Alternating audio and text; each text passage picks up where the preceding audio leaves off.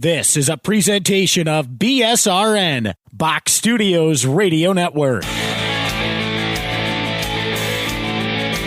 The Power Play Post Show is on the air, covering minor league hockey since 2003, and now covering the Binghamton Black Bears with news, reactions, and in-depth interviews only heard here. And now from the Box Studios in Kirkwood, New York, here is your host of the Power Play Post Show, Bob Howard. And hello, everybody. Welcome to another edition of the Power Play Post Show. This isn't just another edition of the Power Play Post Show. This is episode number 400 of the Power Play Post Show. And I'm very excited to have you guys here to share this with me, so to speak. This is season 13, episode number 15. But obviously, being that it's episode number 400, I wanted to make it special. And I think my guest really helps make it special.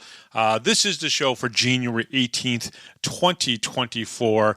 And my name is Bob Howard. I'm your host. I've been the host since day one, way back in 2004 when we got this thing up and running.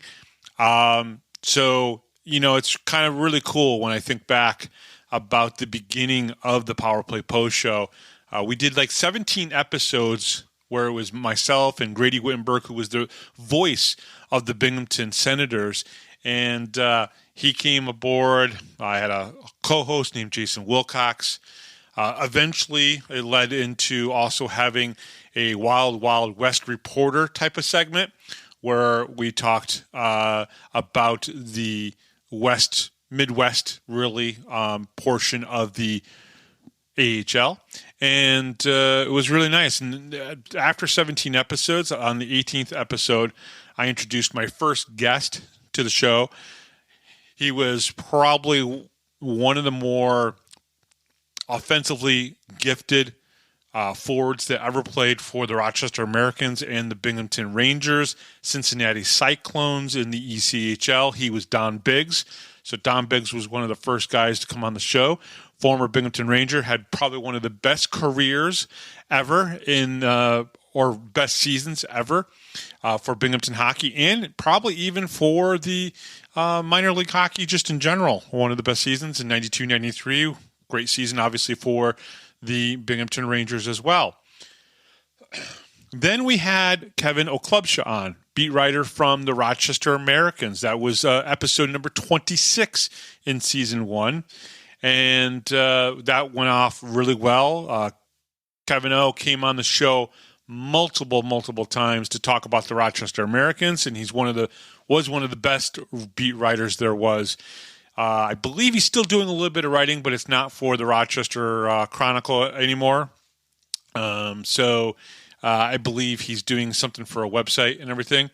Also on that episode 26 in season 1, we spoke to Brandon Bochenski from the Binghamton Senators. So that was our first 3. Our fourth was on the 27th episode of the Power Play Post Show. And this gentleman is still writing about the American Hockey League now. He is Patrick Williams, and had a great conversation with him about the AHL. And that really started it. After that, we only had 4 special guests in season 1, but it grew after that. And you got to remember, this is back in 2004. And in 2004, there was only one. There's only one show covering the American Hockey League online like we did.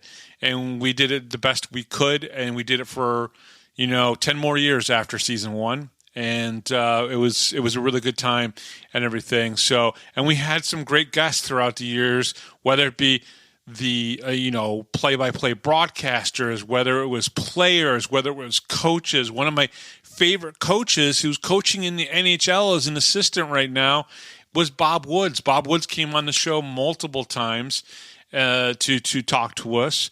We got to talk to a lot of great people, great players. Very, very happy with all the people that came on the Power Play Post Show. Even our friend Tom Grace, who was, The Wilkes-Barre Scranton Penguins broadcaster, he came on the show a couple of times to talk to us about Wilkes-Barre and even the rivalry a little bit, which was great. Maybe I can do that with Danbury at some point. Maybe they'll come on and entertain me and let me ask my questions and whatnot. That would be very, very cool. We had some great people on this show, and I'm very grateful for the amount of guests. It's I probably did well over 1,000 interviews between broadcasters and players and coaches. And so just really happy. So that's all I'm really going to say about it. This is the 400th episode of the Power Play Post Show. And I know people are saying, well, 400, people do 400 all the time. Back in the day when I was doing this show once a week, because we did the show once a week on Thursdays, kind of like you guys get to listen to it now on Thursdays, we were doing multiple interviews. I was bringing forth more than one interview. Just for instance, Season 6, Episode 190, we had the Chicago Wolves' Jason Shaver, great guy, come on the show. We had Keith Wozniak, a blogger from the Rochester Americans, up there. I believe it's not Amrex.com. GoAmrex.com is where Keith was from. And then we had beat writer Jonathan Bombley, who was one of my favorite people to talk to. He was the beat writer for the Wilkes-Barre Scranton Penguins. So sometimes we would do 3 interviews, and in that particular case, we were talking about the Wolves, the Americans, and the Penguins all in one shot. Now, this show in its incarnation right now is really about the Binghamton Black Bears. But this is what we did. So over 1,000 interviews, conversations with people from around the American Hockey League. And now that we're back, we're talking about the Binghamton Black Bears and the FPHL. So I'm just very grateful for everybody who's been listening. I'm grateful to the Binghamton Black Bears, who I try to give as best coverage as I can. And then they're so gracious with me. So thank you to Brooks Hill. Thank you for Andreas Johansson, and of course, Brant Sherwood, and all the Black Bear staff who listen to the show. And hopefully I entertain you just a little bit, and at least the fans who listen to hear the interviews with the players. That's pretty cool. So let's get into the regular meat of the show and everything, because I got a great interview, and it's 50 minutes long, and there's a lot of information, and I know I'm going to have him back on again because there was a lot more that I wanted to ask him about and everything. So let's get right into it. The Power Play Post Show is on Spotify, Apple Podcasts, Google Podcasts, Amazon Music, and iHeartRadio. Just search Power Play Post Show on whichever platform you listen to your podcast and subscribe. Please join the Power Play Post Show Facebook group. Just go to Facebook, search for Power Play Post Show, and share this with any of your friends or family who like hockey, especially Binghamton Hockey. Check out binghamtonhockey.net for all your Binghamton Hockey information and curiosity. And, well, here it comes. You probably already know if you're on the Facebook group. This week on the Power Play Post Show, Binghamton Black Bears owner Andreas Johansson. What a great conversation I had. I think I spoke to him for about an hour and 20 minutes today, maybe an hour and 15 minutes. 50 minutes of that you will get to hear in this podcast and everything. So I'm very excited about it. So let me get through last weekend's games, and we'll talk a little bit about the mailbag. So here we go. Last weekend, the Binghamton Black Bears played 2 games versus the Danbury Hat in Danbury. Friday night in Danbury was a loss in the shootout, 5-4. Seems like a common thread there with us. The Black Bears got goals from Donald Oliveri, Tyson Kirkby, Jake Schultz, and Gavin Yates. According to many, Jake Schultz's goal should have gone to Nikita's, but that was never corrected. So there's not much you can do about that. For the 3rd straight game versus Danbury, the Black Bears led a multi-goal lead evaporate. So they let a multi-goal lead evaporate. In the 3rd period, down by 3 goals, the Hat-Tricks got 2 goals from Chase Harwell and the game-time goal from, shocker, Johnny Ruiz. And I talk about this a lot. You got to stop Johnny Ruiz. Whenever we play them this weekend coming up, he is one of the keys of the weekend. stop Johnny Ruiz. Don't let him score. Don't let him have good shots. Don't have him good looks. He's a great player, and he's going to find a way. The Black Bears basically dominated the OT period. Danbury was caught with too many men on the ice. That sounds familiar. Happened to Black Bears a couple weeks ago. And the Black Bears had 5 shots on Danbury to Danbury's no shots, but Connor McCollum was good in net for them. In the shootout, Thomas Ray scored for the Black Bears, Connor Woolley, and Connor Cunningham scored for the Hat Tricks. Now, Andrew Logard did get the puck by McCollum, but the referee waved it off. We got no explanation, but many thought it was because Logard, during his deke, stopped his forward progression. Again, no explanation from the league. However, a source did tell me that the league believes the referee missed the call, made the wrong call, and the goal should have been good. Now, again, you're not going to go back. You can't change anything, so you just have to move on. The source basically said that they felt that the referee was incorrect in their standing. So, it is what it is. The Black Bears got a point after 10 games, we're 6-0-4, gaining at least 1 point in all the first 10 games against the Hat Tricks. I don't think that's going to last. They are going to get a regulation win against us at some point. There are still 8 games left, including the 2 that are coming up this weekend. So they're going to get a game. Saturday, also in Danbury, the Black Bears beat the Hat Tricks 4-1. The Black Bears got their goals from Nikita Ivashkin, Josh Fletcher, Tyson Kirkby, second of the weekend for Tyson, and Austin Thompson. Another multi-goal. This time they held on. Team played a full 60 minutes, without a doubt. Black Bears forechecked and backchecked all game long and met Coach Sherwood's desire to take the physicality to the Hat Tricks. Now, another thing to make note, Tyson Kirkby also had a shorthanded goal this past weekend. Only the second one this year for the Black Bears. Now, last year they had, I believe, 8 shorthanded goals, and the year before that they had 7. So they're a little bit behind on that aspect of it, but at the same time, their penalty kill is so much better than it has been the last couple years, and the power play has been great. So I'll take not scoring a lot of shorthanded goals if I can say that the power play and the penalty kill has been good. I got to be honest with you. The forechecking and the backchecking were really good. Whatever Coach Sherwood asked of them, I guess he wanted at least 10 hits per period. I believe he got that, especially in the first 2 periods for sure. I don't know if the third period they got 10 hits. More than likely they did. And now they're 7-0-4 against the Hat Tricks. 2 more games coming up against the Hat Tricks at home in Binghamton this weekend. We already know the drill. They're 7-0-4 against the Hat Tricks. The Hat Tricks are getting better as the season goes along. Obviously, the news that Daniel Amesbury is not coming back, that is a physical presence that's just not going to be there.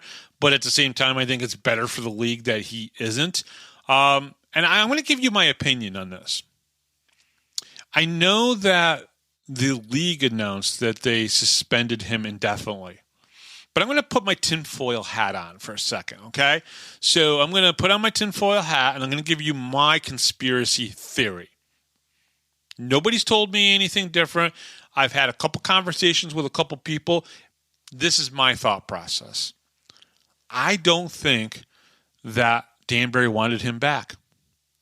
But if you're a Danbury fan and you're listening to this show right now, if Danbury just said, screw it, when he comes back, when he comes off suspension, we're going to release him, every single Danbury fan would be pissed, or at least the outspoken ones that are going to be pissed, right? The ones that are online saying that he doesn't intently, doesn't try to hurt people, there's no intention there, it's just a hockey play.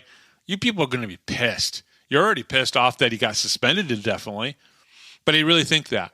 And I don't think that Norm, being the smart businessman that he probably is thinking, I don't want this. I don't want this on me. I don't want this on our organization. So why don't we just get the league? So in my opinion, my tinfoil hat conspiracy theory, and I don't know, I'll bet you he went to the league and said, hey, we need to get rid of him. We need to remove him. You're not going to be able to, like, I can't convince people that Daniel Amesbury is not good for the FPHL. You're not going to be able to convince me that that's not a possibility. That it's not a possibility that Norm from the hat trick said, he's a liability. He's becoming a liability to the league. The league is trying to build something. I think the league is getting there. And I don't disagree with a lot of the people out there. And this isn't just Danbury fans. Some of the Danbury fans and a lot of the people across the league are saying, don't make rules changes during the season. Nobody likes that. We even talk about this with Andreas Johansson coming up. Because Andreas has a lot of respect for Norm, the owner of the Danbury Hat Tricks, and that organization. It's the first organization he knew about before even buying the Watertown Wolves and getting involved there. So to think that there's this we're going to get you kind of thing mentality, it's not the case. There's a lot of rivalry. There's a little bit of angst between the two teams, and that makes for a good rivalry. And yes, Columbus, Carolina, and Port Huron and Motor City, they have their rivalries too, but it's a good one. So I wanted to throw that out there. I personally think that maybe Danbury was trying to remove Daniel Amesbury in a way that doesn't hurt their reputation, their team. Maybe I'm wrong. It's okay. We can all have our thoughts on that. Either way, it doesn't matter. We're moving on. We don't have to say his name for a long time. And we've got two games that are still going to be a hotly contested matchups this weekend at the Visions Veterans Memorial Arena. I hope some Danbury fans come up, come on up and everything. I really do want the rivalry that we used to have with Rochester and even Wilkes-Barre to a degree. I kind of still want that with Danbury because that's who we're going to have it with. Elmira, they're not going to be here next year. I just don't see the league and the county there in Chemung figuring that whole thing out. So we have to rely on the Watertowns and the Danburys to have good rivalries and everything. I don't see any other team getting closer to us than those guys, which is a shame because it's a heck of a drive to get up to Watertown and certainly a heck of a drive to get over to Danbury. It's doable without a doubt, but still a heck of a drive. And unlike where, Elmira, you're there in 55 minutes. It's pretty easy to get to their arena from Binghamton. So let's move on to the mailbag. So I wanted to open this up, and I hope everybody understands you can send in anything. You can send in basically, a comment about the team. You can ask something about a player. You can ask something about Binghamton hockey history. So please send in anything you want, and I'll address it. I'll respond to it. I want you guys to be a part of this as much as anything. So I did get something from 3 'twas then. 3 'twas then. Not really sure what that means. It's okay. But they ask, Binghamton has seen pretty amazing teams in the past. The 84-85 Whalers with a winning percentage of 70%. That's 112 points out of 160 points.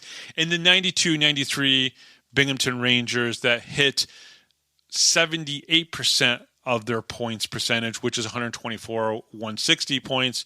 And again, of course, that is the high mark of minor league hockey. Even though there are obvious differences between the AHL and the FPHL, how do you personally feel this year's Black Bear squad, 765 or 77% points percentage, stands in comparison with the other great teams in Binghamton hockey pantheon? It's a great question. It's a question you almost cannot answer, right? Because we're talking, there's some differences between obviously the FPHL and the AHL. In the AHL in those 2 seasons, we did play 80 games. That's 160 points. And I think it's really impressive, the wins that those 2 teams got. You had 57 wins for the Binghamton Rangers in 92-93, and I believe it's 52 wins or 54 wins for the the Binghamton Whalers. And honestly, if you took a look at just how many wins that they would have, you're also looking at the point percentage was based on 2 points a game versus 3. There's so many numbers, things, and statistics here that just don't jive together. So let's just talk about that points percentage, which I think is really where the question is pointing to.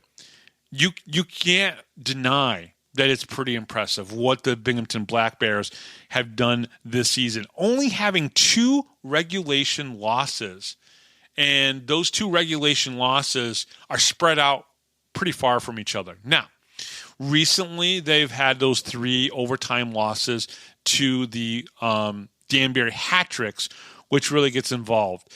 I personally think that if I just take a look at the team and don't think about the level of hockey, right? Take the level of hockey out, put just the points percentage in, but then if I look at the scoring, okay? So in 92-93, we had a player, Don Biggs, as I mentioned before, who was he was the first guest I ever had here on the Power Play Post Show. He had one of the greatest seasons ever. Now, with the Binghamton Black Bears, only 2 regulation losses, and their scoring is so spread out. So I almost look at, in a team aspect, this is probably a better team that plays together as a team, and the scoring is so spread out. Put it this way. Every single member of the Binghamton Black Bears has scored at least 1 goal or more. Every single player on this team has a goal that they've scored. We've also got Josh Fletcher with 7 goals, Thomas Ray with 7 goals, Andrew Logar with 8 goals, and I believe he's got 5 power play goals. You got Donald Oliveri with 9 goals, Austin Thompson with 8 goals, Gavin Yates with 8 goals. You have Dakota Bond with 7 goals. That's your secondary scoring, and I think I named like 8 guys. Your main goal scorers are Nikita Ivashkin with 16, Connor Smith with 13, and Tyson Kirby with 17. And then if you add in the 12 goals of Brendan Stanko, you have 4 guys that are your main goal scorers this season. And then you have 8 secondary scorers, and everybody else at least has 1 or more. So it's hard to compare those 3 teams with each other.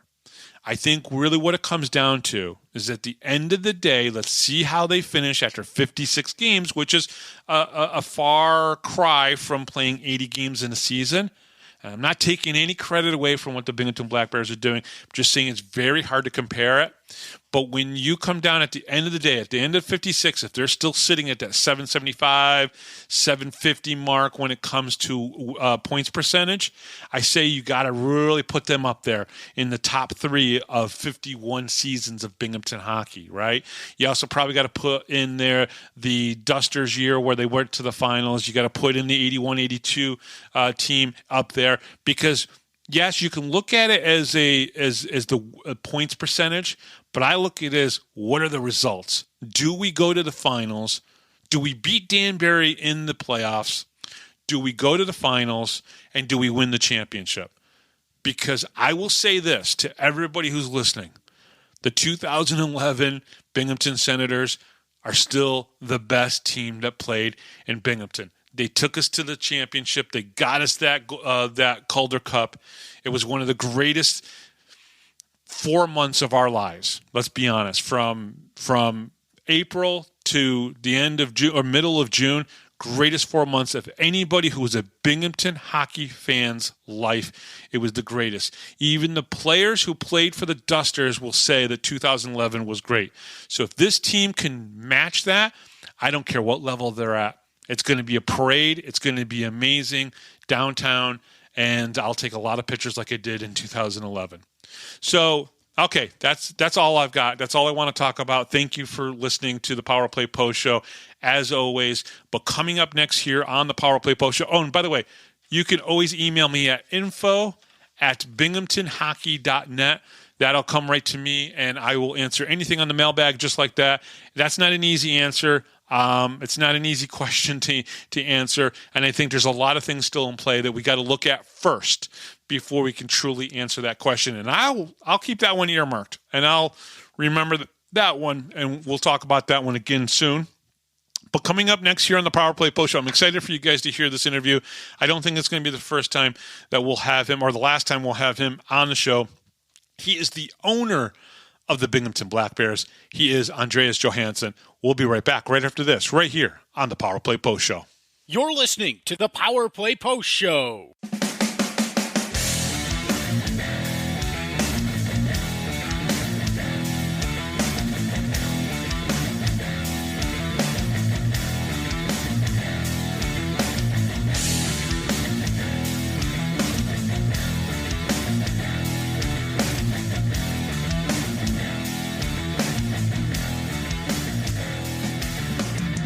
Here is another Power Play Post Show interview exclusive with Bob Howard. And welcome back, everybody, to the Power Play Post Show. This is the 400th edition of the Power Play Post Show, and I had to bring on what I think is probably one of the better guests that I'm going to have on and talk business and talk hockey and talk the Binghamton Black Bears. He is the owner of the Binghamton Black Bears. He is Andreas Johansson. Andreas, thank you very much for coming on. I really appreciate it. And over the past year, getting to know you a little bit and talk to you here and there at games, and now just even before this, it's been a pleasure. And what I really, really want to say is that thank you from the city of Binghamton and continuing the history of Binghamton hockey, because to me, there's been a few people that have come in and kind of, in a sense, saved hockey here in Binghamton. And you and your mindset and your business sense has definitely done that. So thank you very much for coming on the show, and also just for being a part of Binghamton hockey and keeping it alive. Oh, thanks for having me on. It's an honor. Episode number 400. I didn't even know that. So that's great. And you've done a tremendous job for far longer than I've been here covering hockey in Binghamton. So it's great to finally be on. Yeah, no, absolutely. Now, Andreas, you're a businessman. You've done a lot of stuff in real estate, and when you got into minor league hockey, you started off in Watertown, correct? Yeah, that's right. So talk to me a little bit about how did you get involved in the FPHL and Watertown and helping to make the Watertown Wolves as successful as they are. Well, I think it's kind of a little bit of a longer story, so I'll try to break it down a little bit. Sure. But I've been lucky, like through my real estate business and other things, to work with a lot of athletes. So I started looking at possibly buying into an ECHL franchise, but it just didn't really interest me to be one of many partners in a league where it's a little bit harder to make the financials make sense. And I was familiar with the FPHL actually from living in. We used to live in New Canaan, Connecticut, so I was actually familiar with the Danbury team, which back then was either the Whalers or the Titans. Sure. And Herm Sorcher, who's the owner or the managing partner. So long story short, once I realized that I wasn't really going to get involved with the East Coast, I started talking to the Fed. And I looked at a couple different markets. I mean, I went to Memphis. They have a great building there at the Landers Center, but we couldn't make it work because they have a J-League basketball team. And I looked at a couple of other things. But basically at the time, this is going back like the year before COVID, so it'd be 4 or 5 years ago. The Wolves had been essentially taken over by, I guess, the league. Don Kernan was running it. And I got to a point where I didn't really want to negotiate anymore with other rinks. And I just said, look, I think for now I'm going to have to pass, and let's see what happens down the line. But as it happens, I mean, we were living in Palm Beach, Florida at the time, and we just had our son. And we thought, hey, how about, maybe we'll return to New York. Mm-hmm. And Don was really great to deal with, and we basically worked out a deal for me to take on the Wolves team. And as you know, I owned it for probably ended up being 2.5 years, but so much of that was just no hockey, right, because of COVID. Sure. And obviously the Black Bears came along just kind of out of nowhere. And I had both teams for a year, which is pretty interesting. And I sold Watertown, and I'm very happy that we were able to go out as champions. And I can't wait to do the same thing here. Yeah, you obviously had the Watertown Wolves up until the championship, and if I remember correctly, just reading through some of the media and the press, you really basically said, I am bringing a championship team to the Watertown Wolves, and there was a lot of great players on there. The two markets are completely different. Binghamton has obviously been around for now we are in the 51st year of minor league hockey here in Binghamton. Watertown was just fresh, maybe had it for about 8 or 9 years and everything by the point when you got into it. Can you talk about the differences between the two markets, between Watertown and Binghamton? Oh, sure. I mean, they're very, very different markets. I mean, I loved every minute in Watertown. It's a great place. Like for me as an owner, having Watertown was fantastic because you actually learn the business in a little bit of a different way. Like up there, I had my brother and I had our head coach, Brent Clark. Those were the only two full-time staff that we had. Anybody working game days, anything around the team, it was either part-time or, they were just working the night, right? So you really learn every aspect from buying jerseys to game day operations to all of that stuff. While here with the Black Bears, we got full office up here. So my role in Binghamton is much, much, much less than it was in Watertown. As far as the markets, yeah, they're different. Binghamton's had pro hockey for 50 plus years, so we were coming in here to kind of a market that was established in a way, while at the same time, obviously, haven't had AHL hockey for, 15, 20 years before. Yeah. Obviously, I had my work was kind of cut out for me, and I did kind of come in. There was no staff here at all when I came in. I think we had one guy from the Devils. The rest of the guys we have here now, they're all new. So while Watertown, the Wolves have a pretty significant part in the city just because you don't have necessarily that much else going on in the winter, which I guess it's similar here, but it's a different kind of team. Like Watertown, the arena is 1,200, 1,300 seats. Yeah. While here we have more of almost like a marketing machine, right? Like social media is great. Mm-hmm. The media is really good.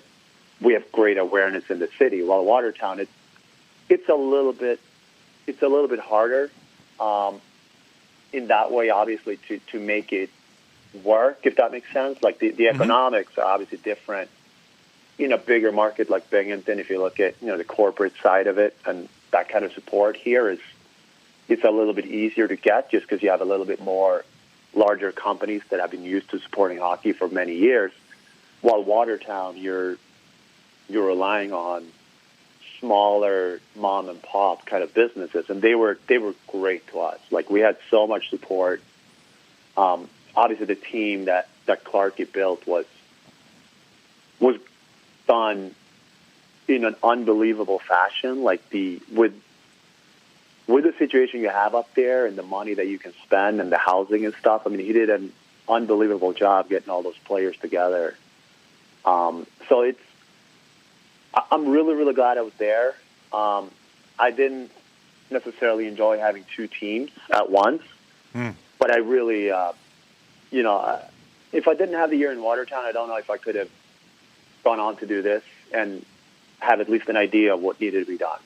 Right. So let me ask you. So the Devils, they announced, I think even before the season was over with, that they were going to move their team up to Utica, where the Utica Comets are and everything. How did the communication start between yourself and Broome County to be able to come together to eventually sign, the first 3-year lease agreement and everything? Did you reach out to Broome County, or did they potentially reach out to you, or was there a middleman somewhere in there in between?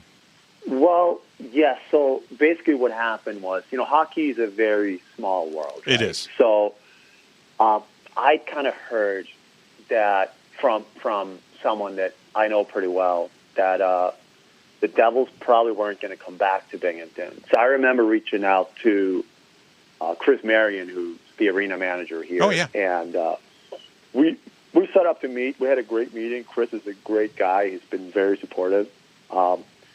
We had a great meeting, and he kind of said, look, I'll show you the building, but honestly, we're contracted with the Devils, and that's what it is. And I didn't really think any more of it. And then I would say it's maybe April of, we're going back, 2021, right? Mm-hmm. I get a phone call, I would say April or May, from Chris Marion saying, hey, I guess the Devils are actually going to Utica. So do you think that, within the time constraints you have, could you put a team in here? And I said, yeah, no problem. I can do that. And from there, it was kind of a little bit of a process. The arena has a board of, I would say, maybe 20 members or something. And, Yep. County Executive Garner and Dan Reynolds, chairman of the legislature. I mean, they were great to work with. So we kind of had to put together a pitch really fast for kind of how the FPHL was the right product and the Black Bears were going to kind of be able to come in. And it was an interesting time because when you're, as much as you can try to build a model, like I had no idea what people were going to think. Like, Yeah. I hoped they would like what we were doing. And I thought that we were kind of pitching it in a good way. Like, we weren't trying to say, yeah, we're basically the same as the Devils. We kind of said, look, we're completely different, but you're going to like that we're different. And, they believed in our vision enough to say, all right, well, we want to have hockey here. And ultimately, I think I managed to convince them. And I think Marion and Garner totally saw the same thing, that economically it didn't make sense to look at an ECHL team or an AHL team. Like, I know the numbers in the ECHL pretty well, and, it's a good league. I know the commissioner fairly well there, and we did have some talks. But it just economically, this is the only league that can be here long term and thrive and be able to do what we do: go out in the community, put Mm-hmm. a great team on the ice, offer low ticket prices. I mean, that's what we said from day one, and we try to kind of stick with that throughout. What was the hardest thing to do in that first season when you guys came here? Obviously, you were trying to manage really two separate companies, so to speak, with the Watertown Wolves and the Binghamton Black Bears. But what would you think is the toughest thing that you guys came across, whether it be during the season or even before the first season started? Well, I think the biggest challenge at first was kind of trying to win people over, and because at first, and we knew it was coming. Yeah. People were obviously very disappointed that they lost their AHL franchise, and now they're getting a team in a league that they'd never heard of, right? So that was the first hurdle to overcome. Which, and at the time, like, we hired Trevor, Bobby were the first two. They were in here after maybe a month or two, but like, we really didn't have any staff at first. Mm-hmm. So that was obviously a bit of a challenge to try to build the organization here. Convincing people why this was the right thing, which, that was an ongoing thing during the entire first season. Having COVID as a big factor certainly didn't help. Yeah. The schedule was also very different. Like, I remember us playing Monday nights and Wednesdays, and those are tough to draw anyway, but it didn't help that we were a new team. Yeah. So those were challenges, and also because Binghamton being an AHL market, like, the expectation maybe was a little bit, how would I say, like, not different, but everything here is done in a very, very, very professional way, while most other markets, I mean, not that Watertown wasn't professional, but you had a little bit more leeway in how we did things and what sponsors kind of expected. So, like, it kind of trying to meet everybody's expectations while at the same time building an organization and, of course, trying to get to a point where you can have a competitive team on the ice, too. All of those things in a relatively short time wasn't easy, but I think we did really well. I think the first few staff we had in here, Bobby and Trevor, and Charlie was with us then as the GM, and I think Kelsey and Julia came in during the year. Coach Rod. I mean, I think everybody kind of pulled together, and I think it didn't take too long to see that it was probably going to work. Like, I don't know if you recall the first couple games. I think that first game, I think we sold out, but we hadn't figured out how to print the tickets. So yeah. I think we had 2,000 people in the hallway. It was brutal. I was in Chris Marion's office for 2 periods, and he was like, "You sold the damn tickets and you couldn't distribute them." And I was like, "Yeah, good point." I get it. And second game, I think we played Watertown, and I think that was a game where Devine took his shirt off in the bench, and Coachman came out of the penalty box to fight. So I was like, all right, that's interesting start, right? So it was really up and down. But I do think we kind of won the fans over. Yeah. And for me, like, I think once we got down towards I remember the military night, which was pretty late that year because I think we couldn't get the jerseys early on. Right. And I think Newberg scored a hat trick with his dad being a veteran, dropping the puck, and then great moment. Owen fought Madden. Like, I think that was like almost like the moment where I knew, like, yeah, we're gonna make it. Like, we're gonna be fine. We sold out. We won. Like, whatever the score was, doesn't even matter. That's kind of when I felt like, yeah, I think we won people over. But yeah, there were a lot of challenges in the first year. I mean, it's difficult to try to build an organization. We kind of went very young with everything on the staff. Sure. And, they worked real hard, but obviously early on, many people, including myself, didn't really know what we were doing. So we were kind of rolling with the punches there for quite some time. So, yeah, it was challenging, but it was a ton of fun. And, the response from the fans and the sponsors was great. Like, everybody was very understanding of, like, yeah, we're not the Devils, but we're gonna do this. Well, we're going to do this, and we kind of need your support. Well, one of the things that you've done is built an identity for Binghamton and Binghamton hockey. Obviously, it started with the Broom Dusters, and we had the BC Icemen, but every other team has been the name of the NHL affiliate. And one of the things that I've always said for many, many years is to be successful in minor league, you have to have your own identity. The Reading Phillies were a great team for 100 years, but now they have their own identity with a new name because Pennsylvania instituted a law where minor league hockey teams weren't going to just take the name of their NHL or MLB affiliate and that type of thing. So I think coming in and building the Black Bears, right? And everyone was like, a Black Bear? Well, actually, I've seen Black Bears running around here all the time. But I want to ask you this because I know you're going to give praise to Bobby Gross and Trevor and Alex, for selling tickets and everything. And I think some of the on-ice stuff probably helps to this. But you guys went from a 3,000 average the first season to 3,800, which when I looked at the numbers, and I'm probably one of the only people other than the people that work for a hockey team in Binghamton that has pretty much every attendance number since day one for the arena and everything, for the home attendance. So I look at all these numbers, and I can throw a lot of analysis in it. But you guys went from 3,000, just over 3,000, to over 3,800 in one season. And that's pretty impressive. Where do you think that success came from? Well, I think there was a number of things, right? Like, obviously, first season, schedule wasn't as favorable. Sure. You have those midweek games, and I know we had a stretch. Like they were brutal, too. Christmas and New Year's, I think we played like 3 games in a week, and like nobody showed up for them. So like that kills the average a little bit.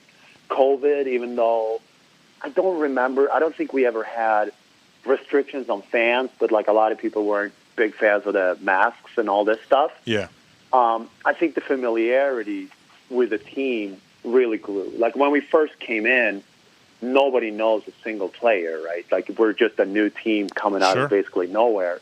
Year 2, and especially carrying into year 3, the fans, they recognize the players. They kind of like what you touched on with minor league hockey. Like our guys are a lot more accessible to the fans, and we kind of made that, a point from day one. And that was some advice that we got from Chris Marion and the arena too. Is like make sure the players interact with the fans, and that was always something that we really, really try to do.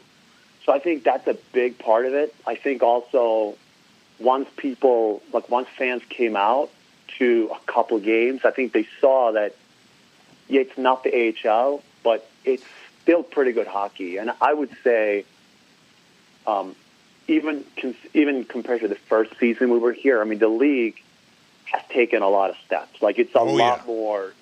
It's a lot more competitive now. I mean, I think the year we won with Watertown, I'd never take anything away from that team, but I would say that year it was either going to be us or Columbus, right? It was Wolves or Columbus. Mm-hmm. Really, that was going to win it. Well, now you could probably pick, I'd say there's at least five teams you could see win, maybe even other teams have an outside chance. Yeah. So, and the players are much, much better. I mean, I think there were a lot of players that were in the league 2 years ago that now they're just not here anymore. I mean, some of that is natural, attrition. People just move on.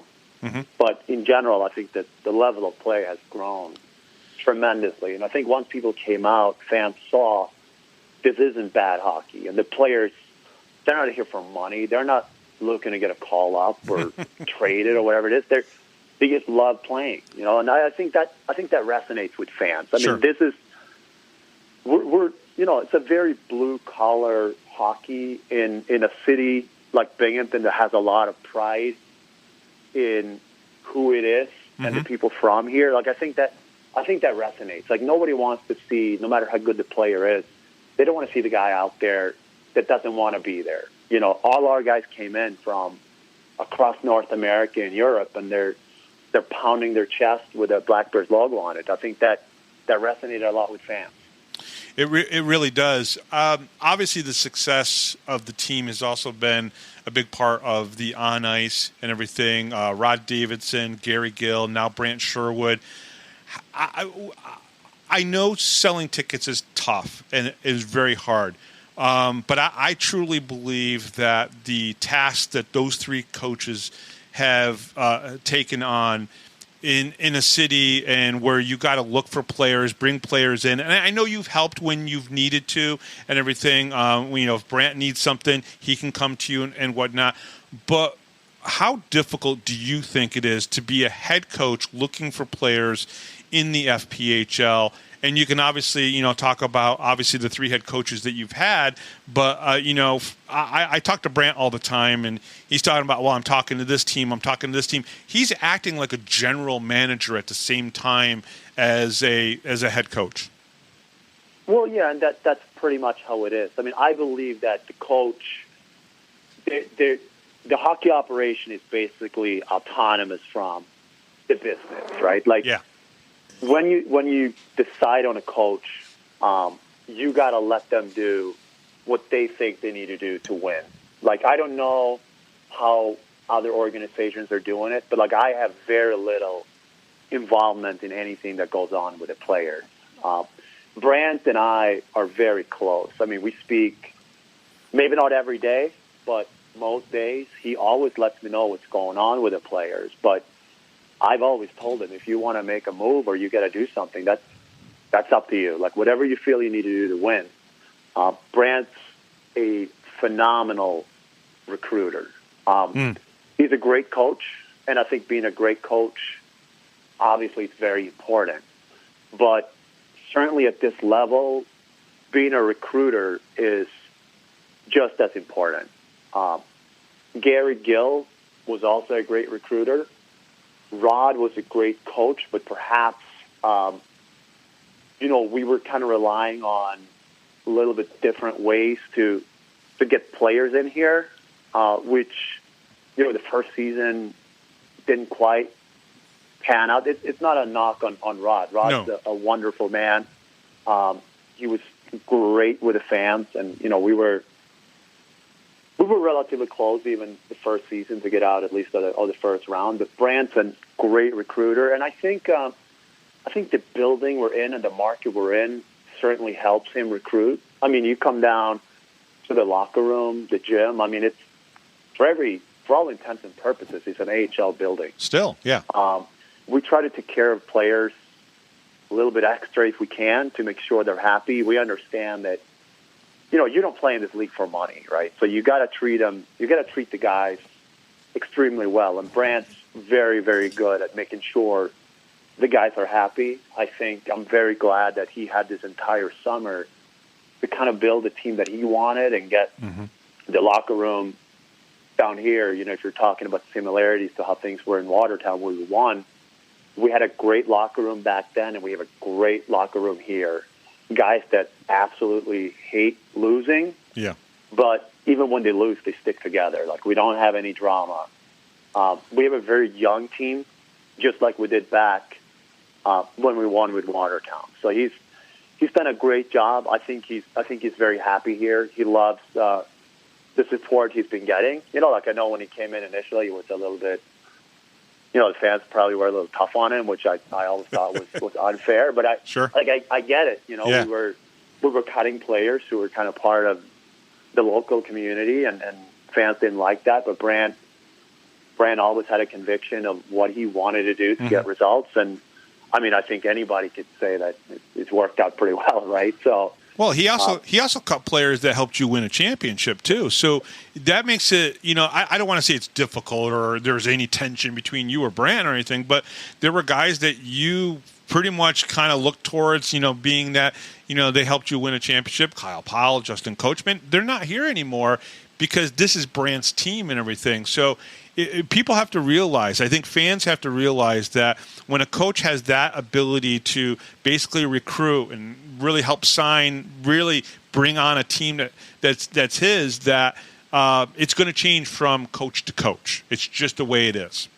No, absolutely. And there's always, you look with any team, fans see part of it, but they don't see all of it. 90% of what happens behind closed doors. I mean, Coachman, I loved Coachman.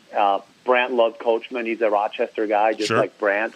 He was actually always going to retire after the season. They just had a child a little while ago, and he was actually, coaching retired after we won in Watertown. And then he, as you know, took the coaching job, and then whatever happened. And he called me saying, I want to play. And, obviously I loved having Justin. He's a great leader. He's a role model for the younger guys. So he was always going to go after the season. Then you have other guys, obviously Kyle, MJ, Gino, Jurich. I mean, these were guys that were here for a long time, and they meant a lot to the fans. And I understand there's always going to be a little bit of, an emotional thing when you let a player like that go. But every time that Brant's done it, he's done it with the interest of the team, but also in the best interest of the player. Like if you're not getting the playing time you want here, or if perhaps you're dealing with some other issues, there might be a better place for you to be. And that doesn't always translate.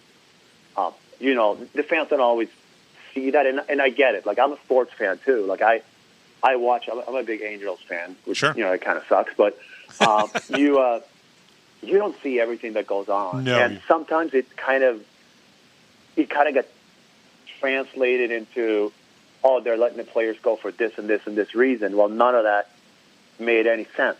Some of the guys that moved on, they were more than happy. They were understanding. Like, of course, you're always going to have a couple guys that they wanted to be here. They don't really agree with the decision, but that's sport. Like, that's part of the game. It is. It really is. Every decision he's made, I think you can look back. He's been here now for a little over a year. I think if you look back at the decision he's made, it'd be hard to find one that was wrong, right? I mean, they've worked. I'm sure you can find something, but he's kind of been right Yeah, I totally agree. 26 games into this season, the team is 19-2-6. You can't argue with those results. 62 points, basically a 77% winning percentage. Every year it's actually gone up and everything. So I think the success on the ice has proven it's just getting past, obviously, Danbury. The FPHL has made some changes this year. They moved around the divisions early on in the season, I think 2 or 3 weeks in, putting Motor City here and Wytheville down in there, which probably should have been done. I think everybody probably agrees on that, probably before the season started. There's been some rules changes that have been announced and everything, and that's really kind of confused a lot of the fans. But I think what fans need to realize, and I would love to get your opinion on this, is that this is a new-ish league. Like, the American Hockey League has been around for over 80 years. The NHL, obviously, for close to 100 years and everything. And the FPHL has been around for 15 years. It's a very, small league that has, just a few people in its head office and everything, which I think the head office is now technically Binghamton, New York and everything, which it changed from Syracuse down to Binghamton at one point in the last couple of years and everything. But if I could get your opinion about changing rules during mid-season, I think every single one of the things that they put in place makes sense and that there's a good reason for it. I think fans are just used to those type of things happening in the off-season.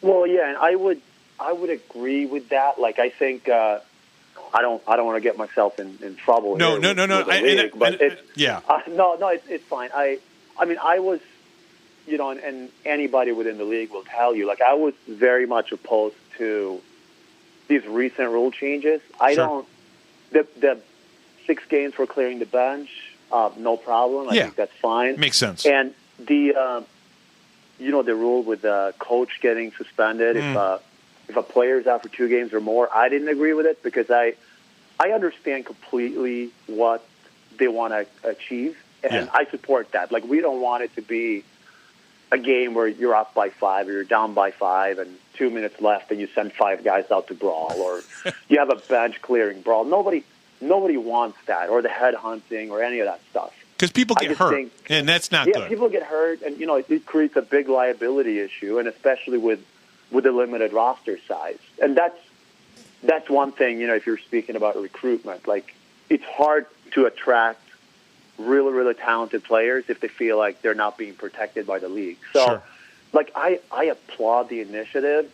I just think there has to be, perhaps in that situation, a little bit more consideration, because there's a difference between a suspension and a suspension. I mean, we've had, I think Yates has had a 2-game suspension, Matt too. Like, sometimes you're going for a hit, you mistime the hit, and the guy goes down, and maybe you get 2 games. But that's not really something that Brandt in any way could have prevented from happening. Yeah.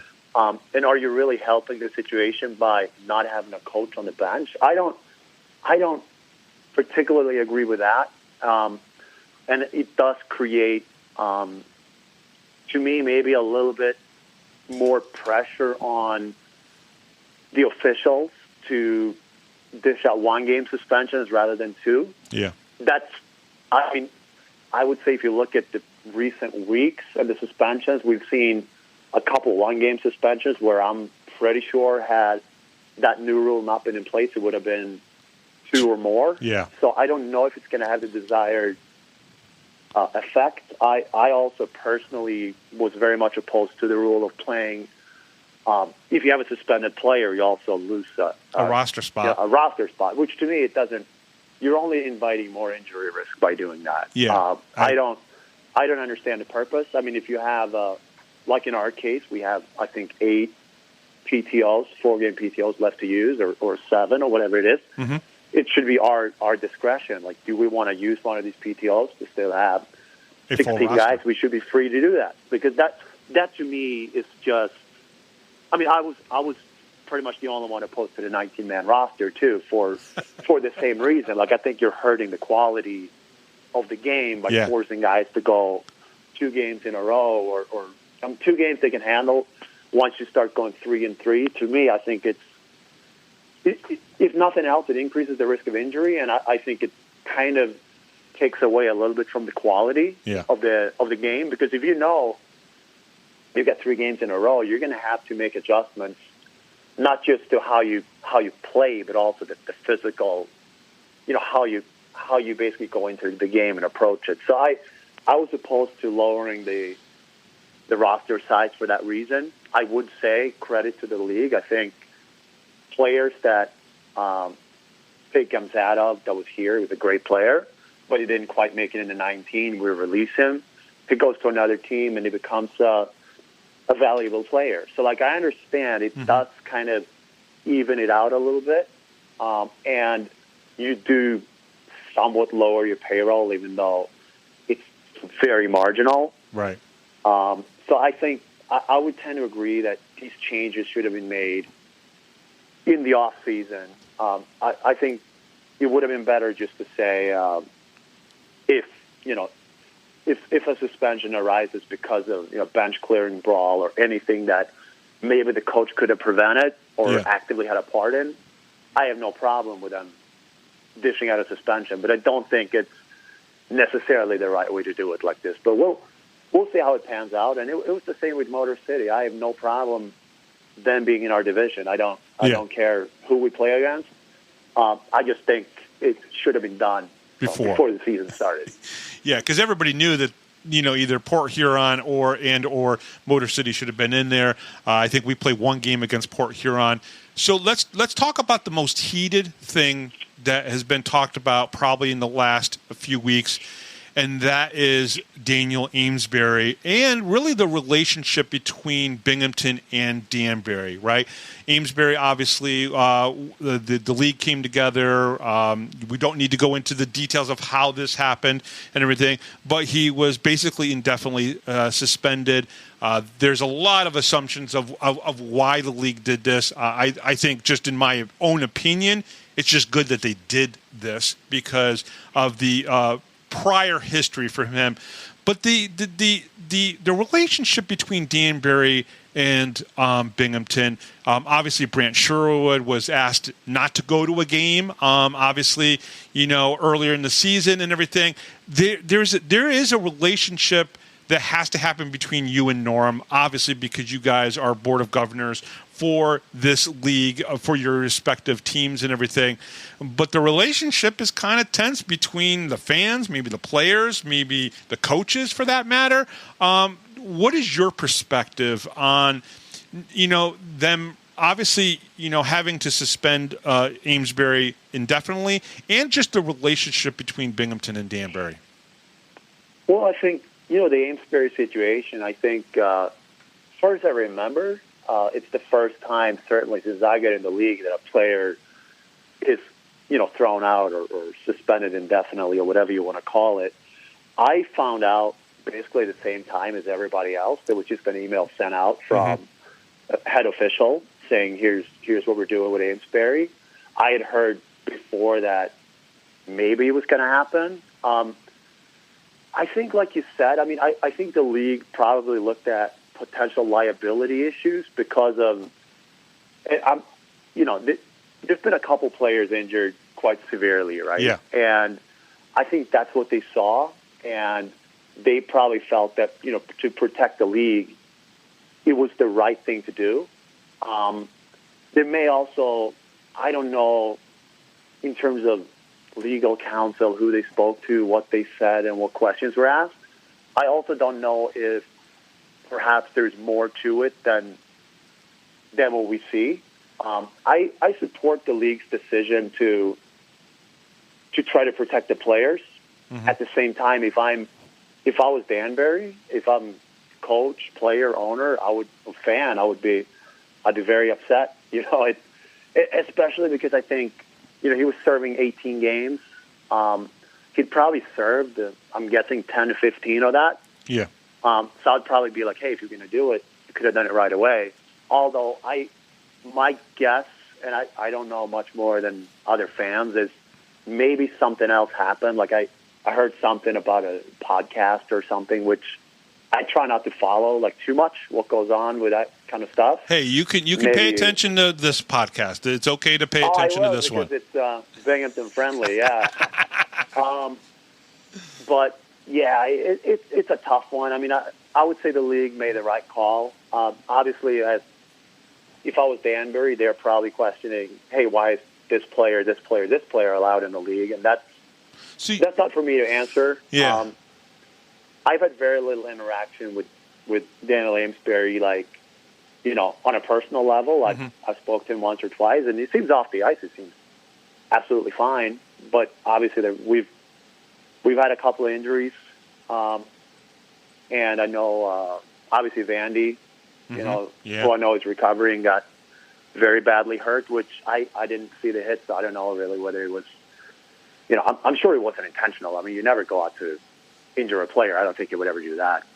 But I tend to agree. I think the league did what they had to do. And, you know, it's very easy as a fan to get wrapped up in emotion. I'm not so sure. I mean, Bill McCreary is a very, very smart coach.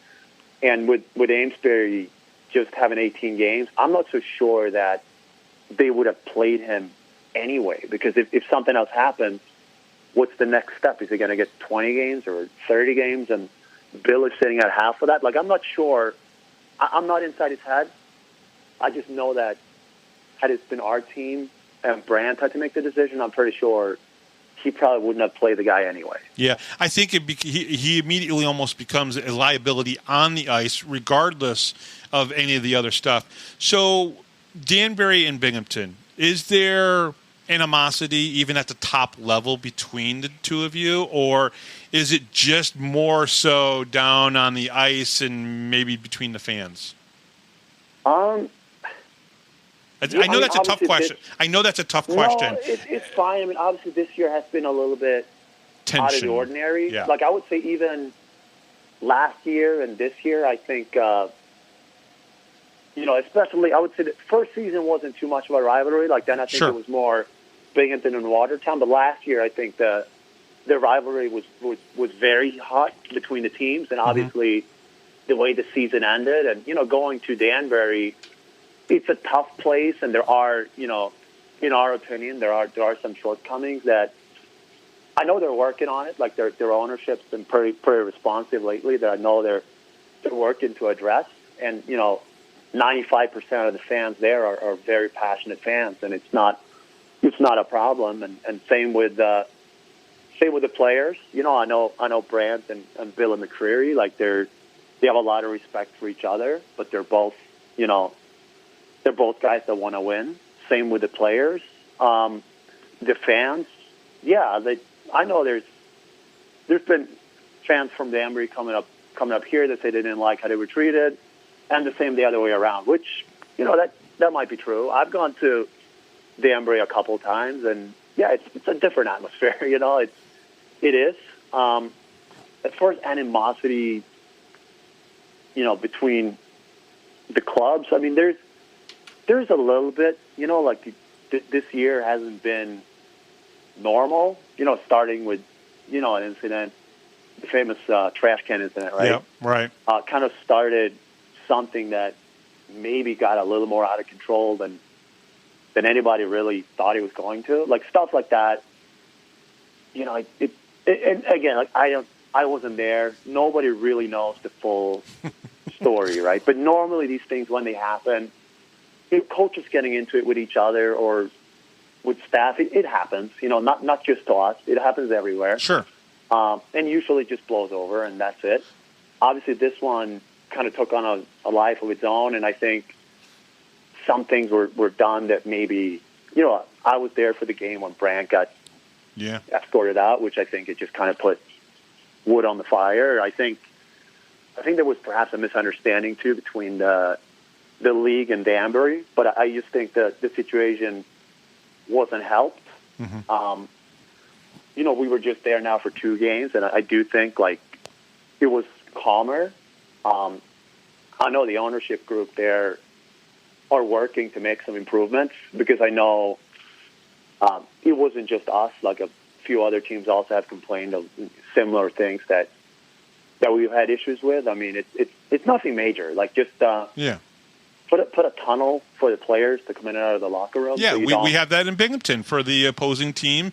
There's that black tunnel that they can come out, and yes, Frank Slack can probably still yell, and he's got a big mouth, and he can wave his broom at fans. But it's something that's very common in a lot of arenas where you do cover up the players, as they're coming out to the ice.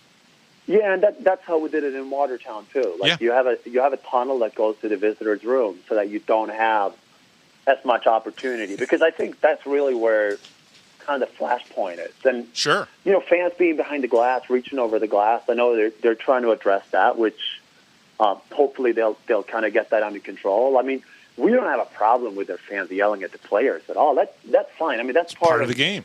Your home ice advantage, right? Like and they have a very, very passionate fan base.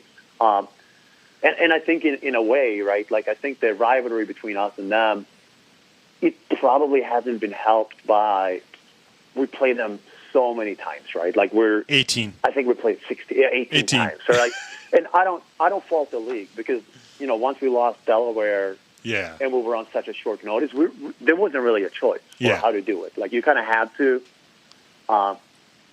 to play regionally, but I think. Had we not gone there as often as we do, and they don't come here as often as they do, I think maybe some of the heat would have been taken out.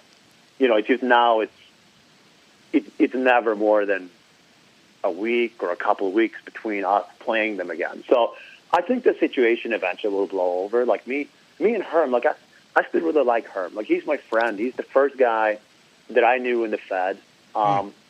He's upset. I think that the situation sometimes has been. It's a little bit difficult sometimes when you're trying to solve a situation while both of us are obviously going to kind of defend our organizations, right? Yeah. And because it's kind of an unusual situation where it's not related to on ice, it's a little bit harder for the league, I guess, to step in and do something. And I think they've also kind of hoped that. Eventually was going to just kind of go away. We have them up here now for 2 games this weekend, and I think after this we're kind of down for just playing. We're still going to play them a bunch, but now it's just 1 game at a time. Yeah, and then maybe another playoff matchup with hopefully home ice, for us this time. Yeah, so we can rewrite that story a little bit. But overall, I think the rivalry is great. I think they got a very good hockey team, and I know right now they're a little bit behind, but Danbury, I have no doubt they're gonna. You can't count them out. They're only gonna get better as the season goes on. Mm-hmm.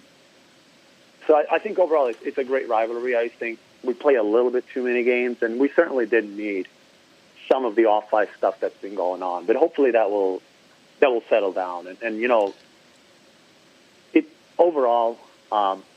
They got a very passionate fan base. They got the championship last year, so obviously we got to try to gun for them. So, and they have a little bit. Their image is kind of built around that whole thing, right? Like the whole old kind of Trashers thing. Like they're still kind of embracing that, and that's fine. Like if that's your image, then you got to embrace that. Like I don't have a problem with that. So, I think overall, it's good. It's good for the league. I think. Is probably the best rivalry in the league right now. Oh, Columbus and Carolina would argue with you on that one. They certainly would, and they might have a point. Like I don't watch that many games in that division. Yeah, I know. Right now, but yeah, that's a good rivalry too. I just think because of the off-ice stuff and because of like you said, the Amesbury situation, right? Like going back to early last year, I think it's really when it all kind of started, right? When Yates got injured, like that definitely added something to it. So I think we definitely have a good rivalry with them. But for the most part, all this stuff aside, like it's a pretty respectful rivalry actually between the clubs. I think it's like we hate each other, but at the same time, like if they weren't there, it wouldn't be the same. So Andreas, before I let you go, let me ask you this: what is the goal for the rest of this season, and for the organization? What is your main goal? I mean, we want to, as far as the organization, we want to draw more fans than we did last year. Yeah. Like on the business side, and we want to keep getting new fans out, groups, make a big impact in the community, keep donating money to local charities, spread our brand. On the ice, obviously, it's bringing a championship is kind of what everyone's focused on. That's what we're building for. Like you said, we're looking good, but it's a long season. We got 28, 29 games left to go before the playoffs, but it's a long way to go. You got to stay injury free. You gotta have a hot goalie coming into it. A lot of things got to fall into place, and it's almost not based on luck, but you do got to have a little bit of that going into it as well. But otherwise, it's as far as the office goes, it's just to keep building the organization, keep having our name out there, and a positive association with everything we do. The county, the city, everyone's been great to us, and we want to make sure that we repay everybody's confidence in us. And on the ice, I know fans here have been waiting for a minute to win something, and I think winning in Watertown for me was certainly a great experience, and I think winning here would be even crazier. No, I totally agree. You also designed the greatest, alternate jersey with the Night Ranger jersey. I know you were a big part of that, so thank you very much for that. I love mine. I definitely had to pick one up and everything. I was privy to seeing a couple of the upcoming jerseys that are coming out. EJ Worth does a great job, and the work that he's done with the graphics and your whole social media presence with the stuff that he's done has been very good. Thank you very much for coming on. I really appreciate it. You guys have said to me 1,000 times, I think, already, thank you for what I do, but thank you again for just keeping hockey here and doing your whole staff and what they've done to keep hockey growing. And I think some of the new fans that you guys have grown are replacing maybe some of those old snobby fans that don't show up to the games anymore because it's not AHL. You guys have done a phenomenal job, and thank you very much. I appreciate all that. Thank you so much, Bobby.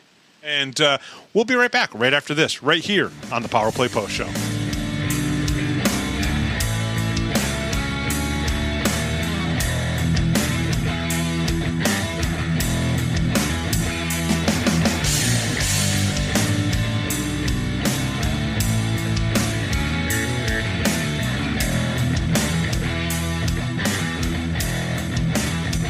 If you're a Binghamton hockey fan, then you need to check out binghamtonhockey.net for all your news, stats, information, the Binghamton Hockey Hall of Fame, top 10 lists, profiles, and so much more. That's binghamtonhockey.net.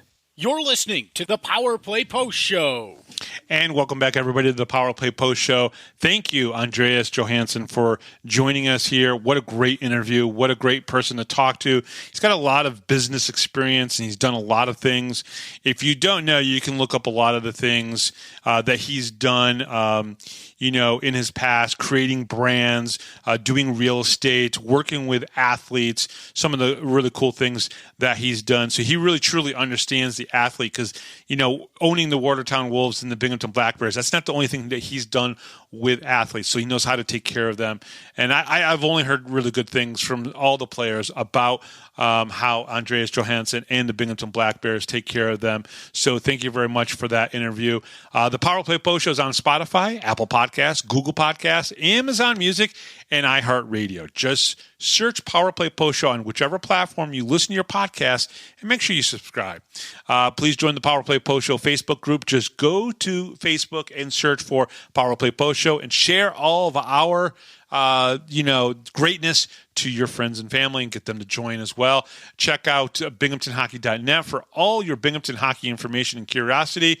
Thank you to Rob Lapolis, our MC, John Petitucci, our musical director, and our guest this week, Binghamton Black Bears owner, Andreas Johansson.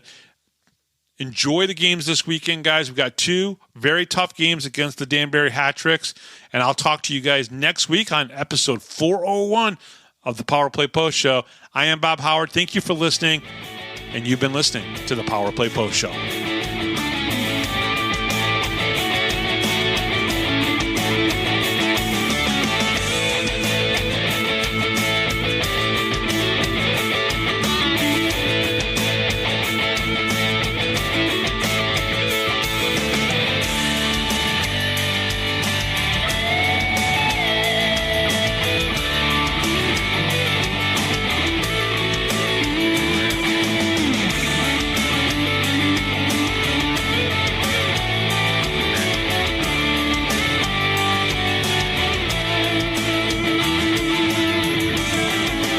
Thanks for listening to this edition of the Power Play Post Show. Be sure to tune in next week to the Box Studios Radio Network for all the latest Black Bears news and interviews from around minor league hockey. The Power Play Post Show would like to thank John Patitucci for all the music you hear on the show. You've been listening to the Power Play Post Show.